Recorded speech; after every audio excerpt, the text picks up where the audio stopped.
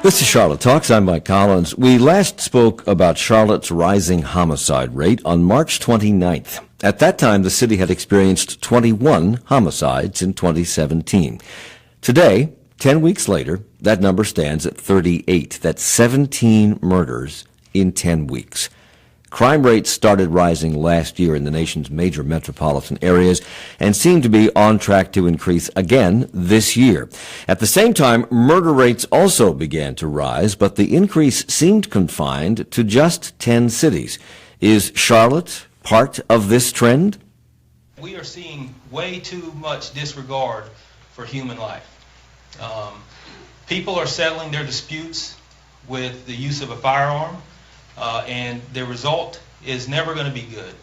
And that's what's concerning with us as a police department, that there has to be some sort of way that we need to look at, and how do we stop these disputes or these things from happening that are going to end in the death of someone else, particularly by the use of a firearm. Deputy Chief Johnny Jennings, CMPD, says they are doing what they can to combat the problem. So what impact are those efforts having? We spend the hour talking about that with Darrell Stevens, former CMPD chief and now executive director of the Major Cities Chiefs Association. Welcome back to the program. Good morning. It's good to be here. Nice to have you here.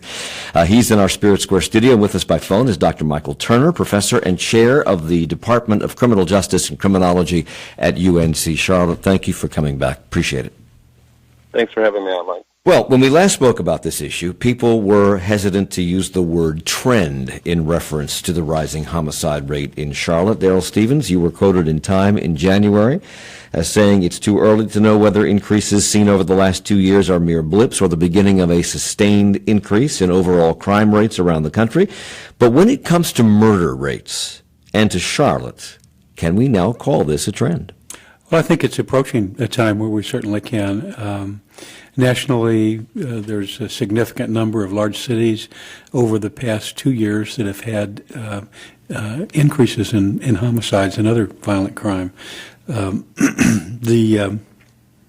That trend continues the first quarter of this year. There's about 30 or 35 cities that have continued to report increases. Half a dozen are much more than others, but I would begin to be worried that we're seeing a trend here that nobody is going to be pleased with. Michael Turner, same question, because you study statistics all over the country. Would you consider this to be a trend in Charlotte? I would say it's the beginning of a trend.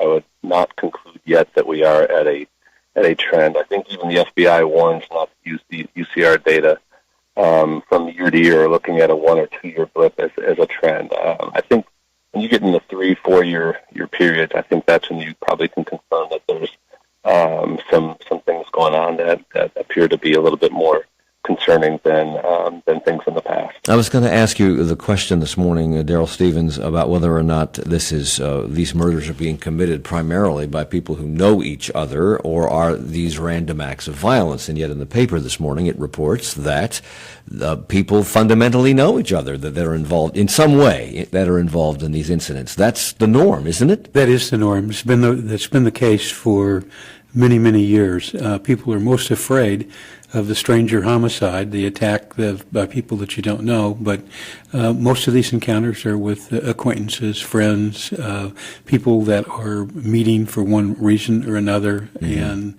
their encounter just goes awry for some reason. And that's the case around the country, right, Dr. Turner? I believe that's the case. I would listen to what the officers have to say on the front line. They have the best perspective to know the most about the crime and the incidents and the events that kind of led up to that. So if that's what the officers are saying, as the deputy chief mentioned that early on the show, I would believe those folks first. Okay. So as we talk about this, whenever the media talks about crime rates or murder rates and the rise in the murder rate, people immediately begin to fear that they have to look over their shoulder wherever they go. And what you're telling us, Darrell Stevens, is that you may have to do that if you're in a certain line of work or if you are in a certain area or you've been involved in certain activities. But the average person doesn't have to worry about this? Average person that has a normal lifestyles, not involved in high-risk kinds of activities. They're not substance abuse, involved in substance abuse, or going to places to buy those drugs. Their likelihood of being killed is very, very small. And the likelihood of the person killing them is going to be a friend or a relative or a family member. So who are these people, and what kinds of activities are they involved in Charlotte, in terms of who are the murderers and who are the victims? Well, in Charlotte, I'm not as familiar with the current situation in terms of what's taking place right now, but historically in Charlotte and most other urban areas, the biggest proportion of victims are African American males who are 16 to 35. The biggest proportion of people responsible for the killings are African American males in that 16 to 35 range.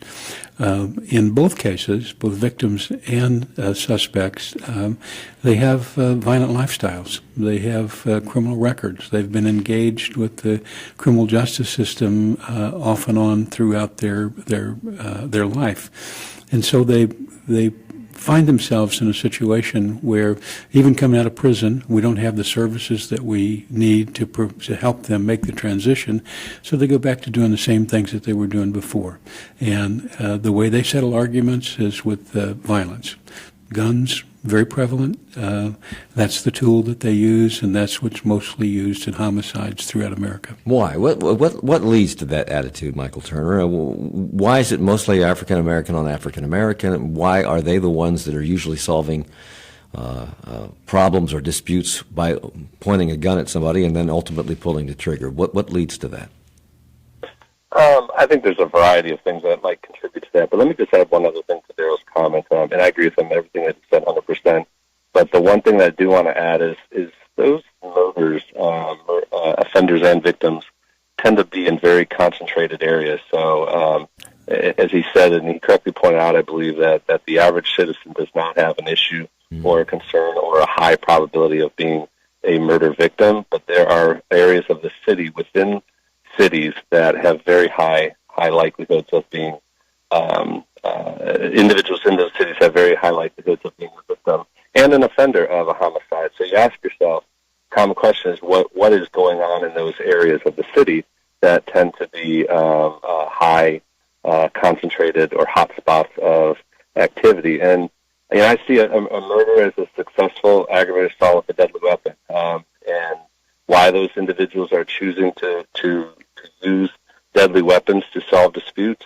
I think it probably varies across the individual, but access to those firearms is one thing. I mean, I think if you were to limit access to firearms, and several cities have tried to do this, then you will, or hopefully should, see a reduction in the homicide rates. But there are a lot of other contributors. People are frustrated in the society that they live in, frustrated in the areas of society that they live in, the areas of the neighborhoods that they live in. They don't see a way out, and they often solve problems using firearms. And so I think it's a lot of things contributing to that. So as Michael Turner points out, Daryl Stevens, these neighborhoods, there can be areas in cities where these murders occur most frequently, almost all the time, and there are areas of these cities where murders occur, where no murders occur in these particular neighborhoods. So that means that these neighborhoods where these murders occur are predictable, are they not? They are indeed. So they hold in common high poverty, not just the fact that it's African American, but just it's high poverty, correct? That's you're absolutely right. It is predictable, the locations that they'll take place, where these crimes will take place. In fact, some of what's now being called predictive policing is based on looking at trends over long periods of time, and you can see a fairly clear picture where these take place. If you look at it nationally, 68% of the murders that occur, they occur in 5% of the counties. So it's really a small part of our country, small part of our communities where homicide and other violent crime is concentrated. You mentioned predictive policing, and we certainly don't want to discourage that, because obviously that plays a role in preventing at least some of these. But are we getting enough social services into those neighborhoods, enough other types of help into those neighborhoods that might short-circuit this long before it ever happens? In my opinion, no. You look at all the demographics of people involved in violent crime, not just the criminal history record, but a good number of them had not been successful in the educational system. High unemployment is concentrated in these areas, and so you don't have opportunities to explore and live a life that doesn't put you on the street and engaged in activities that's going to increase your potential to encounter someone in a violent manner. And you report that The Economist publication puts Charlotte into a category of cities described as low and stable for homicide. That's correct. That doesn't include data from 2017. They looked at 2016 data, and Charlotte is like a number like there's 10 or 12 cities in that category that they categorized as low and stable in the homicide rates. Places like New York and Los Angeles and San Jose and Austin and those. Actually, I was a little surprised to see that when I encountered that because of what's happened the past 2 years. But before that, Charlotte's homicides have gone way down since the time that I was the police chief. They've dropped significantly, and it's only in the past couple of years where we've seen them tick back up. So we know that in Charlotte, at least, that certain neighborhoods are more prone to this kind of violent activity, and I think it's the same across the country, the same kinds of neighborhoods, the same situations existing in places across the country. So, Dr. Turner, why aren't we focusing more attention on these neighborhoods in terms not just of policing and preventative policing, but in terms of trying to keep kids in school and do other things that might be more helpful? Well, that's probably a much more deeper political conversation. But again, if you look at the area between the 3-mile band on 85 between Route 16 and up to West Sugar Creek, if you look at the plotting of the events that occurred, that's probably about 1/3 of the homicides occur in that band in the city of Charlotte. Now, so the question really is, what's going on within those bands, and what can we do about crime and particularly murder in those bands?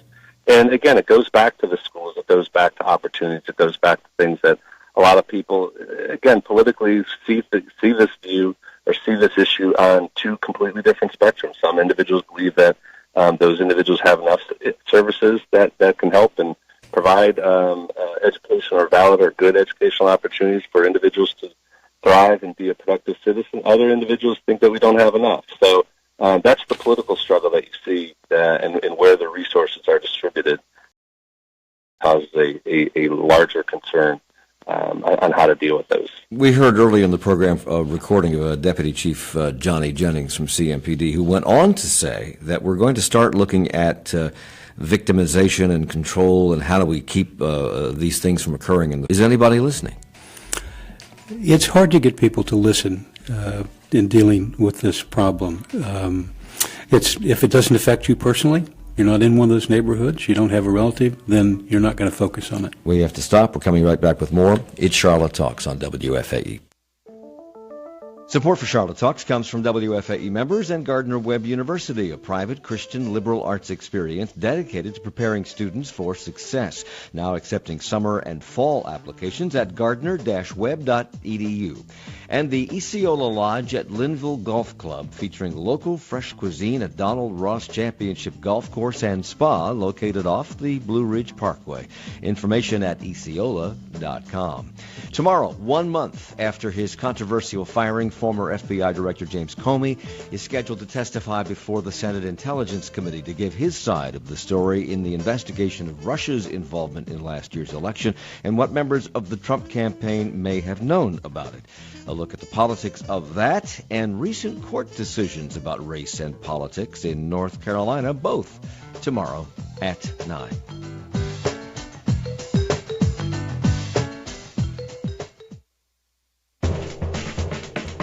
I'm Anthony Brooks. Coming up on the next On Point, getting ready for Jim Comey's congressional testimony.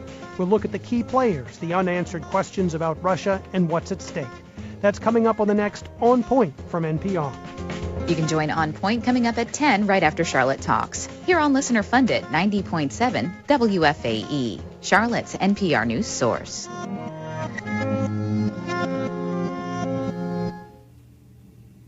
It's Charlotte Talks on Listener Funded, 90.7 WFAE and 90.3 WFHE. I'm Mike Collins. We're talking to Daryl Stevens, Executive Director of the Major Cities Chiefs Association and former Chief of CMPD, about the rising homicide rate in Charlotte. Also with us by phone, Dr. Michael Turner, Professor and Chair of the Department of Criminal Justice and Criminology at UNC Charlotte. You can join our conversation by emailing us at charlottetalks@wfae.org, getting to us through Facebook or Twitter at Charlotte Talks, and you can watch us this morning on Facebook Live. One of the things, Dr. Turner, that you cautioned when we talked about this problem back in March was that it's important to place violence statistics in their proper social context. So when you do that, what do you learn? Well, it's not only social context, but temporal context as well. And like I said earlier, is that, we are at one of our most safest periods of our adult lives. And even though there is an uptick, and by the way, I mean, if you look back at the data in 2008, just as recently as 2008, Charlotte had 83 homicides. So we're still short of that, and we're still well below the height that we've seen in the 90s and actually in the early 80s. And actually, if you look at the statistics, in Charlotte specifically, I mean, we're safer than we've been since the early 1960s. So when I think about, the growth that we're having or the uptick that we're having, it's kind of like a very obese person who lost 150 pounds but now has gained 10 or 15 pounds back. Is it a reason to be majorly concerned? Probably not yet, but you want to get a handle on that growth. And that's the hard thing. I mean, we can't look to the police, and you left off before the break, we can't look to the police to be the only individuals who seize that or are fighting that uptick in the murder rate. But he just mentioned, Daryl Stevens, that in the 90s we had a much higher rate than we have today. What caused the rate to go down? What is causing it to rise? What's happening in the zeitgeist? That's the key question, and the one that lacks a lot of our ability to explain. We think that what's contributing to the increase right now, and what's similar to what we saw in the 80s and early 90s, is substance abuse. Opioid is a major epidemic and crisis for us in this country. The numbers are just now coming out, but 59,000 people died in America from opioid overdoses last year, and that's almost a 20% increase over the year before. Police chiefs, when they talk about the homicide increases and the violence, that's part of the picture. That's part of what's contributing to the conflict over the drug markets and the encounters and people's ability to sell and buy drugs.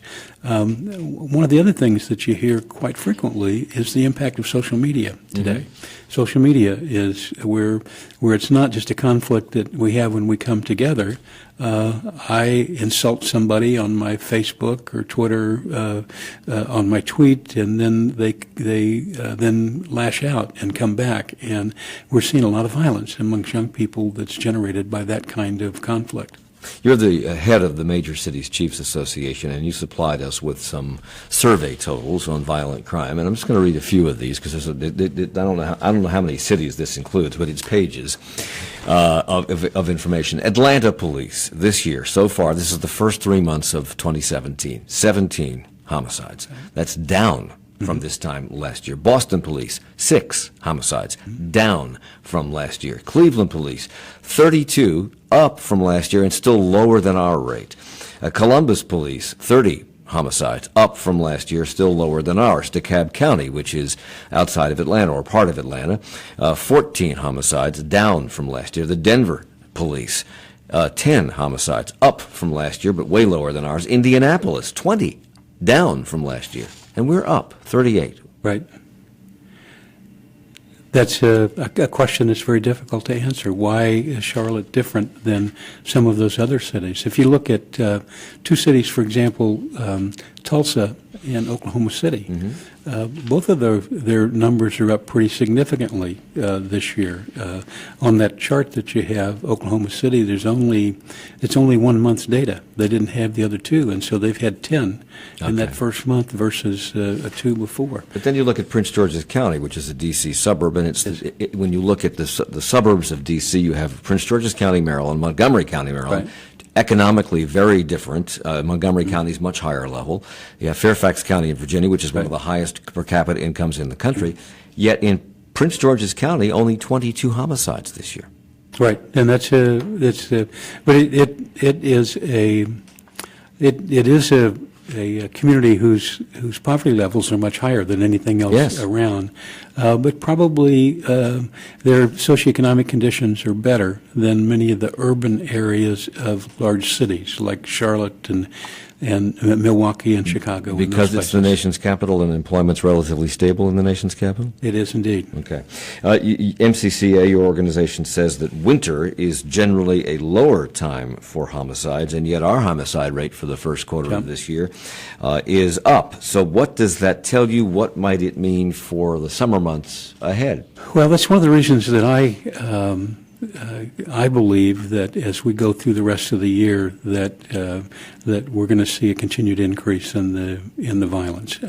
It won't be that way in all the cities, but I think by the time we get to the end of this year, we're going to find ourselves in a similar situation that we were at the end of 2016, with probably 35 or 40 cities that have seen a continued increase in violent crime. I want to come back, Michael Turner, to something you said a moment ago, and that America is actually safer today than it was just a few decades ago. And I think it's important to say that and to underline that, because when you have conversations like these that people come into and out of because it's on the radio, they could leave this conversation being very fearful about what's going on. But given the rising crime rate and the rising homicide rate, not only here but in major cities around the country, can it still be said that we're safer than we have been in decades?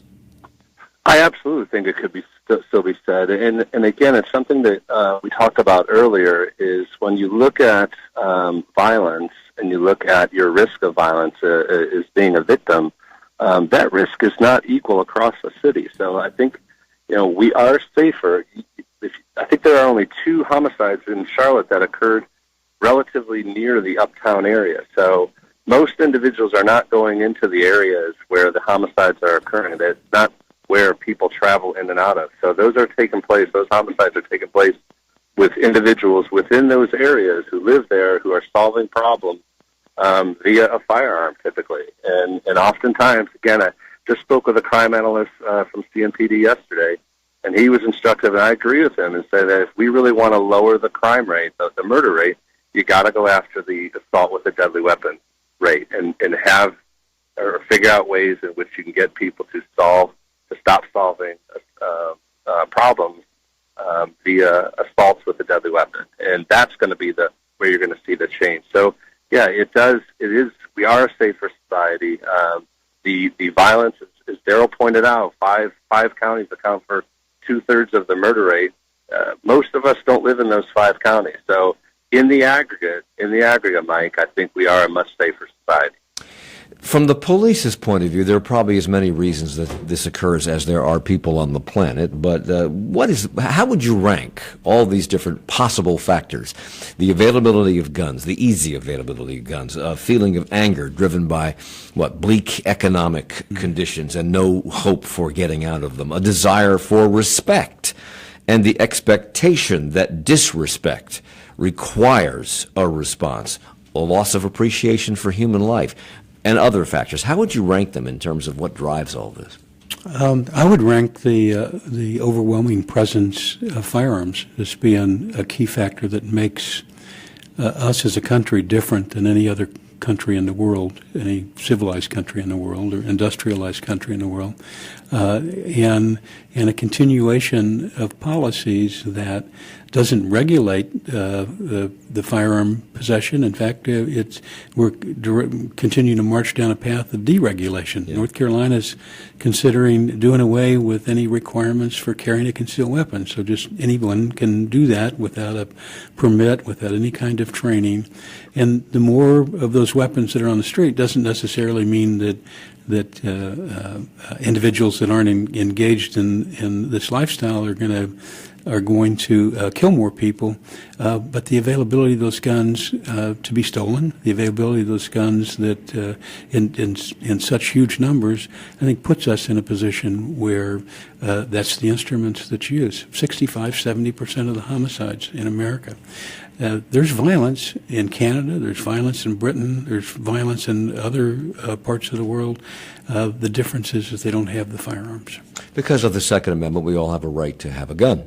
And the gun advocates continually say that I feel safer having access to a firearm because if something happens around me, I can respond to that person.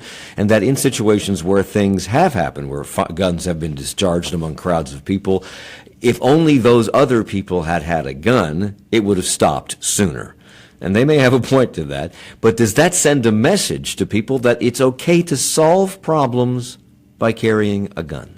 I think it does help make some people feel safer.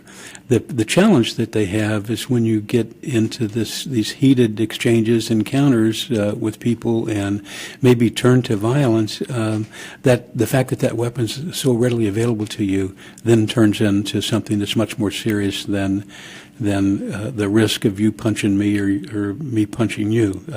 You're a little more distance and you feel safer. I think there's nothing wrong with people having guns, but there's also nothing wrong with reasonable, thoughtful policy in how we handle and manage those firearms. How do you make that happen in light of the Second Amendment? Well, the Second Amendment is, clearly allows you to own and possess guns. Second Amendment, or years and years of legal battles and decisions, has said that government can regulate firearms. You can require licenses. You can require permits. You can require registration of a firearm if you wanted to do that. We've just convinced ourselves with the political rhetoric over the years that this is an area that government doesn't need to be involved in at all, and I couldn't disagree with that more. Okay. Beth emails, as a teacher, I am concerned about violence, both at school and among school-aged kids. What is being done in schools to prevent violence? I'm not sure either of our panelists here can answer that question. Do you know? To some extent, what schools have historically done, and to some extent it's been kind of a problem, is try to isolate the people who have the tendency to engage in violence in the school setting. So they create special schools. Special schools a better approach than suspension. Suspension numbers have gone down because of some emphasis over the past few years, but you have a child that gets himself in trouble and has a tendency towards violence. Maybe teachers are afraid, so they kick him out of school, and that's a dead end. That goes nowhere. And so what a lot of them do, they try to isolate them. There's a lot of schools that have begun to go back to teaching conflict management, how to resolve conflicts. Dr. Turner, uniform crime reporting statistics indicate that the homicide rate increased in 2016 for the second year in a row. That's last year, but you point out that in that first year, the years before 2016, 2014, 2015, it climbed at a 10 to 11% increase, a number which you say is deceiving because the base rate is so low. Explain that. Well, think about it this way. If there were 10 homicides in a city and you increase by 5, okay, now you have a 50% increase.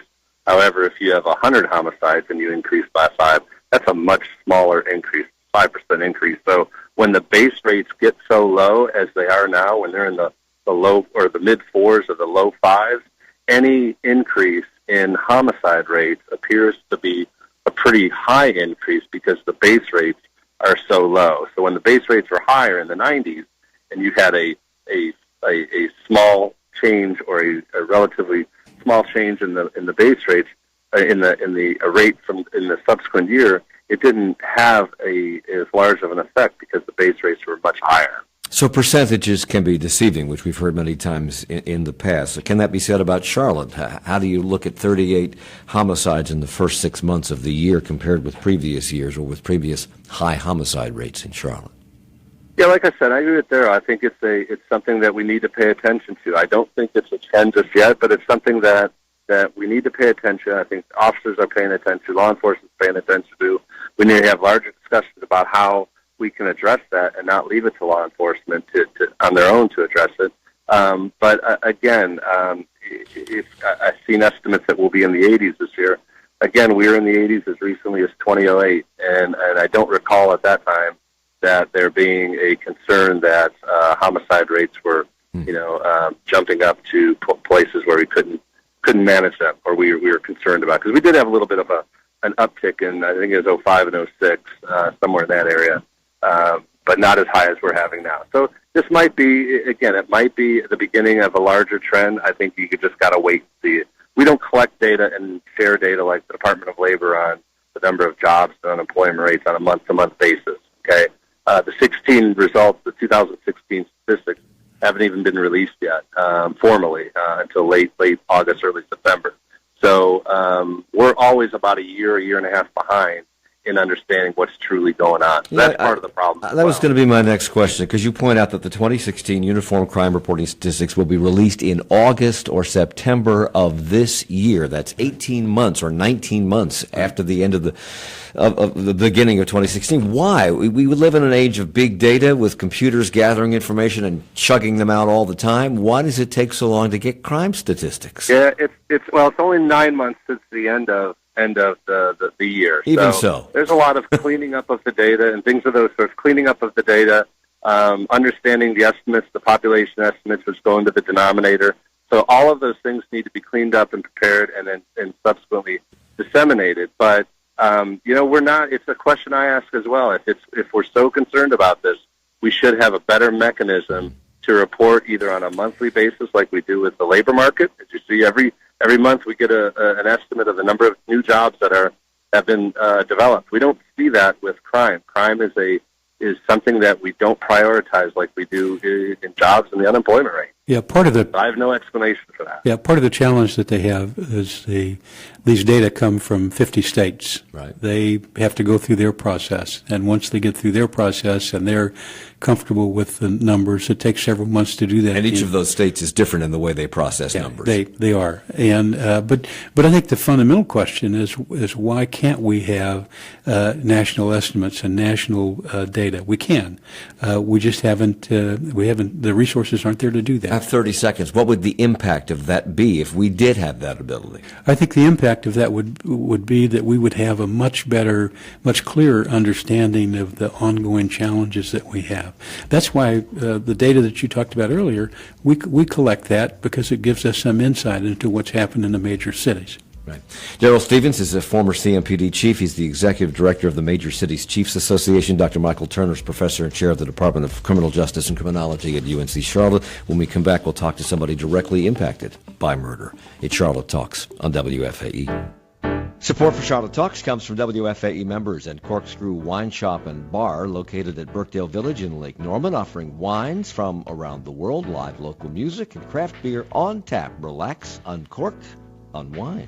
The Corkscrew, details at thescrewcrew.com. And Doctors Making House Calls, physician-owned and managed. Doctors Making House Calls works to help complex patients stay healthy at home and avoid unnecessary ER visits and hospitalizations. Details available at doctorsmakinghousecalls.com. All eyes will be on the Senate Intelligence Committee tomorrow for the testimony of fired FBI Director James Comey. So far, we've heard the president's version of events. Now it's Comey's turn, and they'll take a look at the key players, the remaining questions about the Russia probe, and what's at stake tomorrow during On Point in 20 minutes at 10 o'clock with guest host Anthony Brooks. We will continue our conversation, and you can reach us at charlottetalks@wfae.org or through Twitter at Charlotte Talks, or watch us on Facebook Live. High on a remote mountain, climber Emily Harrington could see her goal. the summit. But getting there would be tough. Climbing from here is going to be more technical, more dangerous. It's going to be harder than anything that we've done up until this point. I'm Kelly McEvers. Our series on learning from failure concludes in the mountains of Southeast Asia this afternoon on All Things Considered from NPR News. All Things Considered from 4 to 6:30 on 90.7 WFAE, Charlotte's NPR news source. It's Charlotte Talks on listener-funded 90.7 WFAE and 90.3 WFHE. I'm Mike Collins. Daryl Stevenson, Dr. Michael Turner remain with us, but murder is more than a statistic. It's a tragedy, and it involves the loss of a human life, a loved one, a brother, a sister, a father, a mother, a son, a daughter. No one knows that better than Judy Williams. She is the co-founder of Mothers of Murdered Offspring here in Charlotte, and she joins us now by phone. Thank you for being here, Judy. Good morning. Good morning. For those who have not been touched by the murder of someone close to them, this is by and large, in fact, merely a statistic. When did it stop being one for you? It happened in 1993 when my goddaughter was murdered. Her name is Shauna Hawk. Shauna was murdered by a serial killer, Henry Louis Wallace. And at that point, it just takes you so by surprise because this happens to other people. It doesn't happen to you. Mm-hmm. It doesn't happen to your family. It doesn't happen to anybody you know. So, you just go like, what? What do you do with this pain? What do you do with the tears? What do you do with the sadness? And what we chose to do was to reach back out to other families.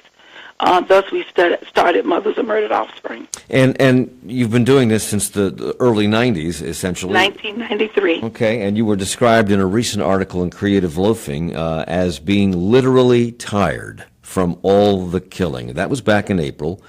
And the article went on to say that you had held a vigil or a memorial of some sort to honor a different Charlotte area homicide victim on each night of the week leading up to that day.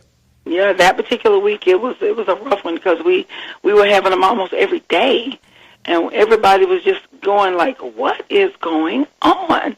What is wrong with people to where they no longer want to talk to each other? All you want to do is pick up a gun and shoot somebody." You're on the front line, and you talk to families, and you're in the neighborhoods, and you're talking to friends of the victims, and you're talking to friends, I assume, of the murderers in some cases. What is going on from your point of view? I don't know. I tell you, I'm still trying to figure it out because I wish we all had a crystal ball where we could see where the next crime was going to take place. Because if we did, hey, we'd all stop it. We'd all do everything we could to stop it. But unfortunately, we don't get that privilege of those who are anticipating committing a murder to call us or announce, hey, I'm getting ready to do this. And so all we can do is actually react. But what I can say is that I see that, people just have short fuses. I think it's drugs. I think it's alcohol. I think it's people's lack of just wanting to even talk to other individuals about anything. Everybody's got a short fuse for some reason. It's like a sense of anger all the time or, a sense of entitlement. I'm not sure what is fusing all of this. But I just know that it doesn't take much. In a split second, two people can be in an altercation and one can end up dead. CMPD Captain Cecil Brisbane told WFAE that people are not working to resolve their problems without resorting to gun violence. They aren't taking the opportunities to de-escalate, and he says that pulling out a gun is final. You don't come back from that. Right. And we've been trying to get people at our candlelight services to grasp the concept of forever. How do you make a decision that ends a person's existence forever?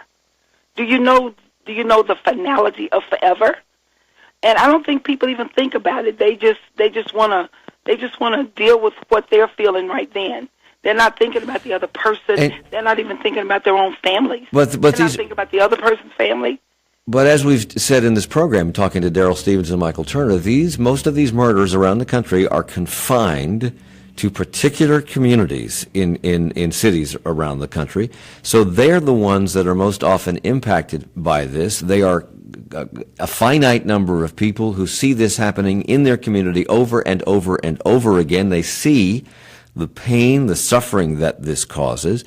So even the people who are most likely to pull the trigger probably have been affected by a previous murder in some way. And they probably have, and So- for some reason, at that very moment, they don't even care. To get people, can you think beyond that moment? Can you think beyond the moment of the anger so that you can maybe think about how it's going to impact your life, how it's going to impact your children? How about your wife, your mother, your father, your sisters and brothers? Can you think beyond that moment of anger? And it's like people just pulled up right behind the other lady, and that stopped it, and she went on about her business. But had he not seen that, this would have been another possibly fatality in Charlotte over somebody just cutting somebody off. So you, Judy, told WBTV that what politicians can do is push for tougher laws. You said that a lot of these are repeat offenders, and we can make sure they stay in jail